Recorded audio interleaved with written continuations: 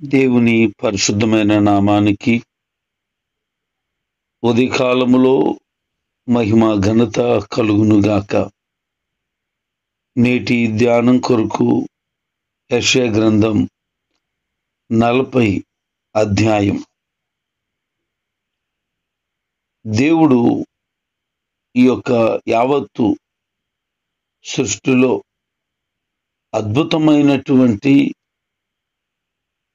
ప్రజలను సృష్టించారు.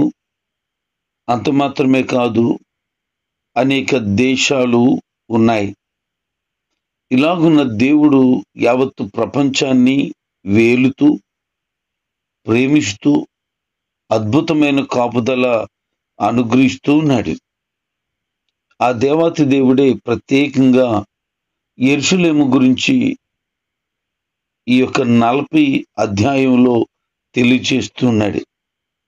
ఏంటి అనంటే, యెరూషలేమట ఆయన కోరుకున్న పట్టణము అని. అంటే దేవుడు ఇతరమైన పట్టణాలను, ఇతరమైన దేశాలను కోరుకోలేదా అని అంటే, వాటన్నిటికంటే యెరూషలేమును ఇష్టపడ్డాడు ఆయన.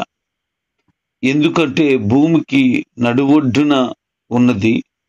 అక్కడే ఆయన ఉద్భవించాలని, ఆయన యొక్క ఉనికిని చాటాలని ఇష్టపడ్డారు. అక్కడి నుంచే యావత్తు ప్రపంచానికి ఆయన యొక్క ఔన్నత్యాన్ని చాటటానికి ఇష్టపడ్డారు. అందుకని నేను యెరూషలేమును కోరుకున్నాను అంటారు. ఈ యొక్క అధ్యాయంలో ముగ్గురు మాట్లాడడం మనం గమనించగలుగుతాం. మొట్టమొదటిగా మాట్లాడుతున్నటువంటి వ్యక్తి దేవుడే. ఈ దేవుడు ఈ యొక్క 40 అధ్యాయంలో ముగ్గురు గూర్చిన ప్రస్తావన తీసుకురావడం చాలా గొప్పతనం. దేవుడు ఏం సెలవిస్తున్నాడనంటే, నా జనులకు ఓదార్పు లేదు కాబట్టి ఓదార్చండి. నేను యెరూషలేముతో ప్రేమగా మాట్లాడమని చెప్తున్నాను. ఆ కాలం యుద్ధం జరిగింది. అయితే ఆ యుద్ధ కాలం ముగించబడిపోయింది. దోష సంబంధమైనటువంటి నేరారోపణ కూడా తీర్చబడింది. కాబట్టి పాపాలు, అపరాధాలు అన్ని కూడా నేను మన్నిస్తూ ఉన్నాను. తెలియచేయండి, ఈ విషయాన్ని యెరూషలేముకి చెప్పండి అని. అంటే యెరూషలేము ఎలాగుంది అని అంటే, దేవుని కోపానికి, దేవుని ఉగ్రతకు గురై ఉంది. కారణం ఏంటి అని అంటే, యెరూషలేములో ఉన్న ప్రజలు దేవుని వైపు చూడడం మానేసి లోకం వైపు చూడడం ప్రారంభించారు. అందుకని దేవునికి కోపం వచ్చింది. ఇప్పుడు ఆ కోపం వలన కలిగిన నష్టం వలన యెరూషలేము ప్రజానికము వేదనతో నింపబడి దుఃఖంతో ఉంది. ఆదరణ లేక ఉంది. కనుక ఇప్పుడు వారికి ఏం కావాలంటే ఆదరణ కావాలి. ఆదరించే వారి కొరకు వారు ఎదురు చూస్తున్నారు. ఆ యొక్క ఎదురు చూపులో దేవుడు గమనించి వారి కొరకు బాప్తిస్మిచ్చేటువంటి యోహానును పంపిస్తాను నేను అని చెబుతా ఉన్నారు. అందుకే ఇక్కడ ఏం కనపడుతుందనంటే, అడవిలో ఒకడు ప్రకటిస్తున్నాడు, అరణ్యంలో దేవుని మార్గాన్ని సిద్ధపరచుడు అని, ఎడారులో మా దేవుని రాజమార్గం సరళం చేయమని, ప్రతి లోయ ఎత్తు చేయవలను, ప్రతి పర్వతం, ప్రతి కొండ అణచవలను అని, వంకర మార్గాలు కరుకమైనవి అన్ని కూడా సమానంగా ఉంటాయని ప్రకటించబోయేవాడు వస్తున్నాడు అని బాప్తిస్మిచ్చేటువంటి యోహాను గురించిన ప్రస్తావన తీసుకురావడం గొప్పతనం. అంటే యేసుక్రీస్తు ప్రభువారు ఈ భూమి మీదకి రావడానికి ముందే బాప్తిస్మిచ్చే యోహాను వస్తాడని తెలియపరచబడుతూ ఆయన గురించిన మాటలు ఏం చెప్తున్నారనంటే, ఆయన ఎత్తుకున్నటువంటి ప్రతి పరిస్థితిని సమానంగా చేసేస్తాడు అని. మత్తయి సువార్త 3వ అధ్యాయం 3వ వచనంలో, మార్కు సువార్త 1వ అధ్యాయం 3వ వచనంలో, లూకా సువార్త 3వ అధ్యాయము 4వ వచనంలో, యోహాను సువార్త 1వ అధ్యాయము 23వ వచనంలో ఈ మాటలు మనకి కనబడతాయి. ఇదిగో మారు మనసు పొందండి, నేను ఆయన మార్గాన్ని సిద్ధం చేయడానికి ఆయనకంటే ముందుగా వచ్చాను అని యేసుక్రీస్తు కొరకు ఈ యొక్క బాప్తిసం ఇచ్చే యోహాను వచ్చినట్లుగా మనం గమనించగలుగుతాం. ఇది 700 సంవత్సరాల తర్వాత నెరవేర్చబడింది. అంటే యెషయా గ్రంథంలో ప్రవచించిన ఈ ప్రవచనం 700 సంవత్సరాల తర్వాత నెరవేర్చబడింది. ఒకసారి గమనించండి, దేవుడు ఒక వాగ్దానం చేస్తే వాగ్దానం తప్పకుండా నెరవేరుస్తాడు. ఆయన వాగ్దానం చేసిన వాడు నమ్మదగిన వాడు. ప్రజలందరూ కూడా ఆదరణ కొరకు ఎదురు చూస్తున్నారు. ఒక యెరూషలేము మాత్రమే కాదు, ప్రజలందరికీ కూడా ఆదరణ కావాలి. ఎందుకు ఆదరణ కావాలి అంటే నిజమైన దేవుడు లేడు వారికి. సత్యాన్ని వారు గమనించలేకపోతున్నారు. అజ్ఞానపు హృదయంలో ఉన్నారు. వారు ఎలాగున దేవుని తెలుసుకోగలుగుతారు? వారు ఎలాగున ఆదరించబడతారు? దుఃఖమే, అవమానమే, నిందే ప్రతి మనిషి జీవితంలో ఏదో ఒక రోజున వస్తూనే ఉంది. మరి ఇప్పుడు ఎలా బయటపడతారు? వారిని ఎవరు ఆదరిస్తారు? వారిని ఎవరు హక్కుని చేర్చుకుంటారు? యెరూషలేమా బాధపడుకో, నిన్ను ఆదరించబోయేవాడు వస్తున్నాడు అని ఈ బాప్తిసం ఇచ్చేటువంటి యోహాను ప్రకటిస్తూ ఉన్నాడు. ఎంత గొప్ప సంతోషకరమైన సంగతి! అంటే ఈ బాప్తిసం ఇచ్చే యోహాను ఆదరణకర్త కాదు, ఎవరిని ఆదరించలేడు. అతడు ఆదరణకర్త యొక్క మార్గాన్ని సిద్ధపరిచి ప్రజలకు ముందుగా చెప్పేటువంటి వాడు మాత్రమే.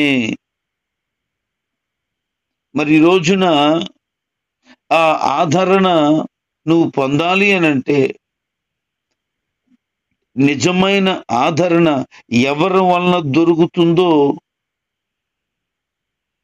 బాప్తిసం ఇచ్చే యోహాను చెప్తున్నాడు. మార్కు సువార్త 1వ అధ్యాయము 7-8 వచనాల్లోను, యోహాను సువార్త 1వ అధ్యాయం 29వ వచనంలోను ఆదరణ కొరత కొరకు తెలియచేస్తున్నాడు. మనిషి చేయలేని దాన్ని చేసేందుకు దేవుడు రావలసిందే. దేవుడు రాకపోతే పని అవ్వదు. కొన్నిసార్లు మనం ఇలాగ ప్రార్థన చేస్తాం, ప్రభువా నువ్వు చొరవ తీసుకోకపోతే ఈ కార్యం జరగదు, నువ్వు సహాయం చేయకపోతే నాకు సహాయం దొరకదు, నువ్వు నా ప్రార్థన వినకపోతే నా బ్రతుకు ఇంకెక్కడితో ఆగిపోతుంది, ప్రభువా నువ్వు నా కొరకు ద్వారాలు తెరవకపోతే ఎవరు తెరుస్తారు? అంటే నీ పట్ల కార్యం చేయగలిగిన వాడు దేవుడు తప్ప మరి ఎవ్వరూ లేరు అని నీకు అర్థమైంది. ఈ రోజున నీ జీవితంలో దేవుడు బలమైన కార్యాలు చెయ్యాలని ఆలోచన కలిగి ఉన్నారు. అయితే నీవు ఆయన కొరకు కనిపెట్టుకునే వ్యక్తిగా ఉన్నావా? ఓపిక కలిగి నిరీక్షణతో ఎదురు చూసే మనసు నీకు ఉన్నదా? మనుషులు ఆదరిస్తే కొన్ని క్షణాలు మాత్రమే ఉండొచ్చేమో, కానీ దేవుడు ఆదరిస్తే అది పర్మనెంట్గా ఆదరించబడిపోయిన స్థితిలోనికి వెళ్ళిపోతాం. అందుకనే ఆదరణ కొరత కొరకు వారు కనిపెడుతున్నారు. ఒక తల్లి తన కుమారుని కోల్పోయింది. ఆ కుమారుని పాడి మీద పెట్టుకొని తీసుకెళ్ళిపోతున్నారు సమాధి చేయటానికి. ఆమె గుండెలు బాదుకొని, అయ్యో భర్త లేడే, అయ్యో ఇప్పుడు నా కుమారుడు కూడా లేడే అని చాలా ఏడుస్తుందట. ఆమె ఏడుపు యేసుక్రీస్తు ప్రభు వారు చూశారు.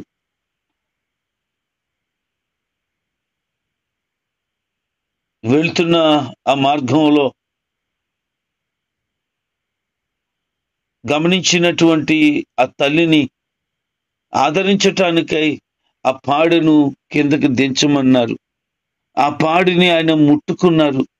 ముట్టుకొని ఆ కుమారుని లేనాయనా అన్నారు. అతడు లేచి కూర్చున్నాడు.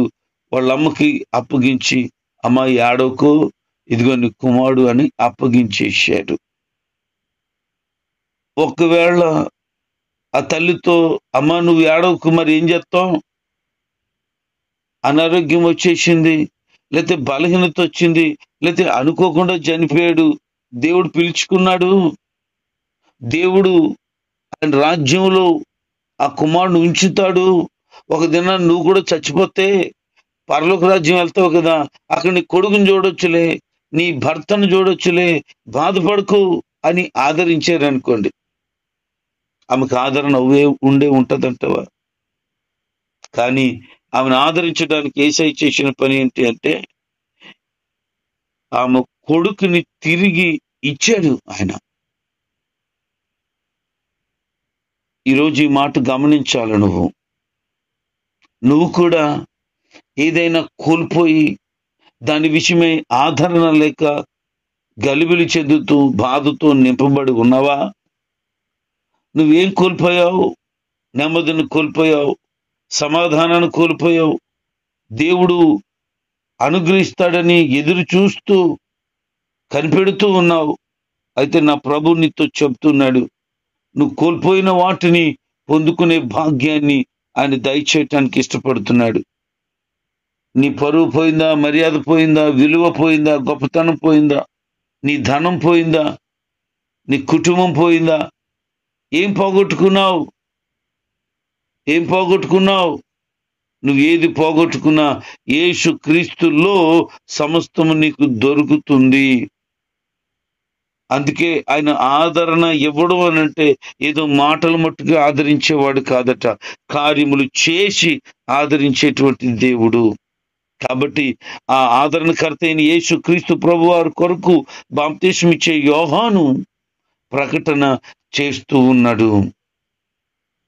ప్రజలందరూ కూడా గడ్డిని పోలిన వారై ఉన్నారు అని చెబుతూ ప్రజల యొక్క నిత్యత్వాన్ని గుర్తించాలని ప్రభు చెబుతున్నారు. అయితే గడ్డి ఎండిపోతుంది, దానికి కాసినటువంటి పువ్వు వాడిపోతుంది, కానీ దేవుని వాక్యము నిత్యము నిలుస్తుంది. ప్రియ దేవుని జనాంగమ, దేవుని వాక్యం యొక్క ప్రభావాన్ని నువ్వు గుర్తించగలిగితే ఆ వాక్యము శక్తి కలిగినదై ఉంది, జీవము కలిగినదై ఉంది. అది ఎన్నడూ చనిపోయేదే కాదు. చాలా మంది ఈ ఒక వాక్యం లేకుండా చేయాలనుకున్నారు, వాక్యం లేకుండా చేయాలని ఎన్నో రకాలైన ప్రయత్నాలు చేశారు. వాళ్ళు ఓడిపోయారు, కూలిపోయారు, తలదించుకున్నారు. వాక్యం ఏమంటున్నది తెలుసా? వాక్యమే దేవుడై ఉన్నాడు అంటే దేవుని లేకుండా చేయాలని విశ్వ ప్రయత్నాలు చేశారు. ఈరోజు బైబిల్ సొసైటీ ఆఫ్ ఇండియా అని మనం చదువుతాం. ప్రతి బైబిల్ ముద్రీకరించి ఆ బైబిల్ మీద అదే పేరు మనకు కనబడుతుంది. అయితే చెన్నైలో ఒక ధనవంతుడు ఇలాగన్నాడట, ఎట్టి పరిస్థితుల్లోనూ ఈ బైబిల్ ఉండటానికి వీలు లేదు, పూర్తిగా నాశనం చేసేస్తాను నేను బైబిల్ అని. అయితే కొద్ది కాలానికి అతను చనిపోయాడు. చనిపోయిన తర్వాత అతనికి చాలా పెద్ద ఇల్లుందట. ఆ ఇల్లును ఈ బైబిల్ సొసైటీ ఆఫ్ ఇండియా కొనేసింది. అతను బైబిల్ లేకుండా చేస్తానన్నాడు. నేటి దినాన్న బైబిల్ స్టోరేజ్గా అతని ఇంటిని మార్చివేయడం జరిగింది. బైబిలే లేకుండా చేస్తానన్నవాడు లేకుండా పోయాడు. ఏ బైబిల్ అయితే ఉండకూడదని అనుకున్నాడో అదే బైబిల్ వాడు ఇంటి నిండా ఉండేలాగా దేవుడు మార్చేశాడు. ఈ రోజున చాలా మంది యేసుప్రభువుని లేకుండా చేసేద్దామని ఆలోచన చేశారు, లేకుండా చేశారు అని అనుకుని సంబరపడ్డారు. ఒక యేసుప్రభు వారు ఈ లోకాన్ని విడిచిపెట్టి వెళ్ళిపోతే 11 మంది శిష్యులు తయారయ్యారు. 11 మంది 3,000 మంది అయ్యారు. 3,000 మంది 3 లక్షలు, 3 కోట్లు. ఇప్పుడు కోట్లాది కోట్ల జనము యేసు క్రీస్తు బిడలై శిష్యులై మార్చబడిపోయి ఉన్నారు. ఎవరిని లేకుండా చేద్దాం అనుకుంటున్నారు? నిజమైన దేవుణ్ణి లేకుండా చేయడం ఎవడి వల్ల అవుతుంది? మాటలు చెప్పడం కాదు, ఆయన శక్తిని గమనించాలి. అందుకే ఆయన వాక్యము నిత్యము నిలిచి ఉంటుంది. ఎవరు అవునన్నా కాదన్నా అంత ప్రభావం దేవుని వాక్యానికి, దేవునికి ఉంది. కనుక నీ జీవితంలో దేవుడు నిత్యము నిలిచి ఉండేవాడిని గమనించగలిగితే బలమైన ఘనమైన కార్యాలు తప్పక తప్పక తప్పక జరిగిస్తాడు. అందుకని నీకు తెలియాల్సింది ఏంటంటే, మనిషి చెయ్యాలేని దానిని చేయడానికి దేవుడు నీ పట్ల కార్యాన్ని చేయబోతున్నాడు. మనుషుడు చేయలేడు. ఇది నీ వల్ల కాదు, మీ ఆయన వల్ల కాదు, నీ భార్య వలన కాదు, నీ బంధువుల వలన కాదు, ఎవరి వలన కాదు. కానీ దేవుడి వలన సమస్తము సాధ్యమే. దైవజనులు చాలెం గారు ఒక రోజున ఆయన యొక్క సాక్ష్యాన్ని వివరిస్తూ ఉన్నారు. నేను అప్పులు పాలైపోయిన కుటుంబంలో ఉన్నాను. అప్పులు పాలైపోయిన జీవితం నాది. ఎక్కడ బ్రతకాలో ఎలా బ్రతకాలో అర్థం కాని పరిస్థితిలో చనిపోవటానికి సిద్ధపడ్డాం.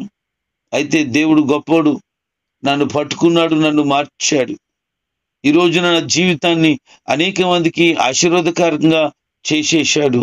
ఎంత గొప్పగా అంటే, అప్పులు తీర్చలేను అని 4.5 లక్షల రూపాయల అప్పుల కోసం చచ్చిపోదాం అనుకున్న నా జీవితాన్ని అనేక మందికి ఆశీర్వాదకరంగా మార్చేశాడు అని అతను తన జీవితంలో ఊహించలేదు. అందుకే చచ్చిపోదాం అనుకున్నాడు. దేవుడు బలమైన కార్యాలు చేస్తాడని నమ్మిన తర్వాత తన జీవితంలో దేవుడు బలమైన కార్యాలు చేశాడు. అతని జీవితంలో మాత్రమే కాదు, ఆయన వలన అనేక మంది జీవితాల్లో దేవుడు బలమైన ఘనమైన కార్యాలు నేటికి జరిగిస్తున్నాడు. దేవునికి స్తోత్రం కలుగును గాక. వారి యొక్క విశ్వాసం ఎంత గొప్పది, దేవుడి పట్ల వారు కలిగిన నమ్మకం ఎంత గొప్పది. దేవుడు కార్యమును చేస్తాడని విశ్వాసంతో ఉన్నారు. ఈ రోజున అద్భుతమైనటువంటి పరిచర్య దేవుడు ఆయనకు అప్పగించాడు. దైవజనులు బట్టి దేవునికి మహిమ కలుగును గాక. ఈ రోజున నీకు అర్థం అవ్వాల్సింది ఏంటి అనంటే, దేవుడు మాట్లాడుతున్న వాక్యము నిత్యము నిలిచి ఉంటుంది అని. యెరూషలేముకు సువార్తను ప్రకటించాలి అని, అది బలమైనదిగా తయారవ్వాలని, భయపడనవసరం పని లేదు అని. అంటే యెరూషలేము ఎలాగుంది అనంటే, భయపడిపోయే పరిస్థితుల్లో ఉంది, బలం లేని స్థితిలో ఉంది. అందుకే దావీదు అంటాడు, నా బలము దేవుడే. ఈ రోజున యెరూషలేముకి బలం ఏంటి తెలుసా? వాళ్ళకున్న డ్రోన్స్ కాదు, వాళ్ళకున్నటువంటి జ్ఞానం కాదు, వాళ్ళకున్న మిలిటరీ కాదు, వాళ్ళకున్నటువంటి శక్తి సామర్థ్యాలు కాదు, వాళ్ళ బలము దేవుడు. ఈ రోజున నీ బలం ఎవరు? ఈ రోజున ఎవరి బలాన్ని చూసుకొని నువ్వు ఇలాంటి మాటలు మాట్లాడుతున్నావు? దేవుణ్ణి బట్టి బలం పొందుకునే వ్యక్తిగా నీవు ఉండాలి. ఆ దేవుని యొక్క గొప్పతనం గురించి మరికొంచెం వివరిస్తూ ఉన్నాడు. ఆయన ఎలాగున్నాడనంటే,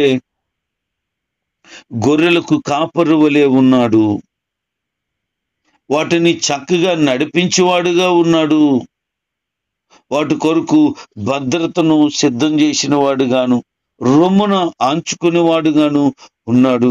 ఆయన గొప్పతనం ఎలాంటిదేనంటే, ఎవరు నీళ్లను కొలవగలరు? ఆకాశాన్ని ఎవరు కొలవగలరు? ఎవరు కొలవలేరు. ఆయన శక్తి సామర్థ్యాలు ఎవరు గుర్తించగలరు? ఆయనకి ఎవరు బోధిస్తారు? ఆయనకి ఎవరు నేర్పిస్తారు? ఆయనకి ఆలోచన ఎవరు చెప్తారు? ఆయనకి వివేచన కలిగించే పరిస్థితులు ఎవరు చేయగలుగుతారు? ఎవరు చేయలేరు. ఎందుకంటే ఆయనే సర్వజ్ఞాని అయి ఉన్నాడు. వివేకమును అనుగ్రహించే దేవుడే ఆయన. ఆయన ఔన్నత్యాన్ని చాటుతూ ఉన్నాడు. నీ జీవితంలో నీకు అర్థం అవ్వాల్సింది ఏంటి అనంటే, దేవుడి దగ్గర నుంచి నేర్చుకోవాలి, దేవుడి దగ్గర నుంచి పొందుకోవాలి. ఆయన దగ్గర సర్వమును ఉన్నాయి. అందుకని యెరూషలేమును కోరుకున్నాడట. ఆ కోరుకున్న పట్టణానికి ఆదరణ కలుగు చేస్తానని చెప్తున్నాడు. ఈ రోజున ఆ కోరుకున్న వ్యక్తిలో నీవు ఉన్నావు. యెరూషలేము పట్టణాన్ని మాత్రమే కాదు, ఆయన నిన్ను కోరుకున్నాడు, నీ కొరకు ప్రాణం పెట్టాడు, నిన్ను ఆదరించేవాడుగా, నీకు ధైర్యము చెప్పేవాడుగా ఉన్నాడు. అయితే ఆయన చెప్తున్న మాట ఏంటనంటే, ఈ సమస్త భూమండలం అంతా కూడా ఆయన యొక్క గొప్పతనం చేత నింపబడాలి. మహిమ చేత నింపబడాలని ఆయన ఆలోచన చేస్తూ ఉన్నాడు. ఈ సమస్త సృష్టిలో ఉన్న వాటిని చేసిన ఆ దేవుడు పరిశుద్ధుడై ఉన్నాడు. ఆయన చెబుతున్న మాటలు ఏంటో తెలుసా? నీకు ధైర్యం ఇచ్చేవాడును నేనే, నీకు బలమును ఇచ్చేవాడును నేనే, నీకు కాపుదల ఇచ్చేవాడు నేనే, నీకు సహాయము చేసేవాడును నేనే. ఆయన ఎప్పుడు సొమ్మసిల్లిపోడట. ఆయన ఎప్పుడు కూడా జ్ఞానాన్ని శోధించట అసాధ్యమట. సొమ్మసిల్లు వారికి ఆయన బలము ఇస్తాడట. ఆయన నీకు బలాభివృద్ధి కలుగు చేస్తాడట. ఒకవేళ పిల్లలు అలసిపోతారు, సొమ్మసిల్లిపోతారు, యవనస్తులేమో తొట్టిల్లుతారు, కానీ దేవుని కొరకు ఎదురు చూసేవాళ్ళు ఎన్నడూ కూడా బలహీనపరచబడరు, నూతన బలాన్ని పొందుతారు. ఈ రోజున దేవుని కొరకు కనిపెట్టుకునే వ్యక్తిగా నీవు ఉండుంటే ఆయన నిన్ను ఆదరించటానికి, నిన్ను ధైర్యపరచటానికి, నువ్వు కోల్పోయిన వాటిని తిరిగి ఇవ్వటానికి ఆయన ఇష్టపడుతున్నాడు. ఈ 40 అధ్యాయంలో వర్ణనాతీతమైన విషయాలు ఉన్నాయి. అవి ఏంటి అనంటే, యెరూషలేము కొరకు దేవుని యొక్క ప్రత్యేకతను వివరిస్తూ ఆయన రాబోయే దినాల్లో ఏ ఏ కార్యాలు జరిగించబోతున్నాడో, ఆయన ఉనికి ఏంటో, ఆయన రాకడకు ఈ భూమి మీదకి యేసు ప్రభు వచ్చి చేసే కార్యాలకు కారణాలు ఏంటో వివరించాడు. ఆయన ఆదరించేటువంటి ఆదరణకర్త అని. కనుక ఆయన ఆదరణ పొందుతూ ఆయన కృపలో వర్ధిల్లే పడే మనసుతో నువ్వు నింపబడగలిగితే ఆయన నీకు నూతనమైన బలాన్ని ఇస్తాడు. కృంగిపోతున్నావా? నిరాశలో ఉన్నావా? అయితే యేసు ప్రభుని ఆశ్రయించు. ఆయన నీకు నూతన బలం ఇస్తాడు.